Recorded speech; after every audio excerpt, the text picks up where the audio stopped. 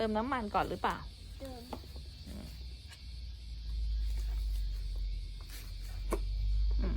เติมน้ำมัน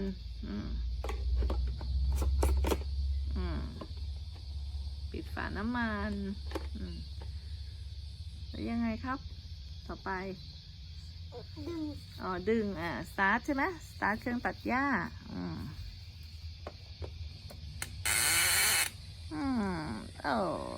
ติดหรือยังเครื่องติดหรือยังติดเริ่มตัดหญ้าแล้วครับ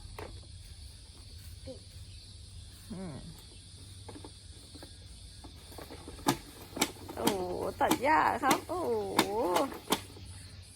วันนี้ป๊าป๊ากลับมาป๊าป๊าต้องดีใจแน่เลยพอตัดหญ้าให้ป๊าป๊าใช่ไหม